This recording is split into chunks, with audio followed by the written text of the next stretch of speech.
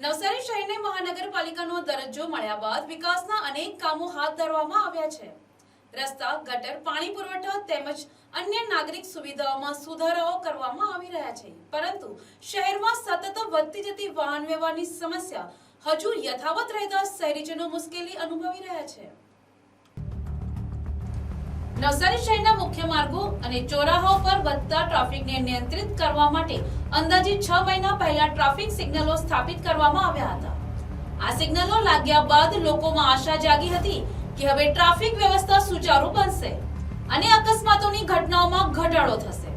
જો કે આશ્ચર્યની વાત એ છે કે આજ દિન સુધી આ ટ્રાફિક સિગ્નલોનું મુહૂર્ત કરવામાં આવ્યું નથી, જેના કારણે સિગ્નલો ચાલુ કરી શકાયા નથી। પરિણામે શહેરના અનેક વ્યસ્ત ચોરાહાઓ પર ટ્રાફિક જામની સ્થિતિ રોજિંદી બની ગઈ છે।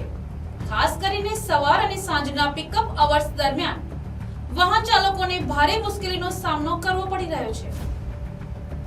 સ્કૂલ, કોલેજ અને ઓફિસ દરમિયાન ટ્રાફિક નિયંત્રણના અભાવે અકસ્માતોની સંભાવના પણ વધી રહી છે। શહેરીજનોનો આક્ષેપ છે કે લાખો રૂપિયાનો ખર્ચ કરીને સિગ્નલ લગાવ્યા બાદ પણ તેને ચાલુ ન કરવામાં આવવું અસમજૂતદાર છે। લોકો માંગ કરી રહ્યા છે કે વહેલી તકે ટ્રાફિક સિગ્નલોનું મુહૂર્ત કરીને તેને કાર્યરત કરવામાં આવે, જેથી ટ્રાફિક સમસ્યાનો ઉકેલ આવે અને શહેરમાં સલામતી વધે।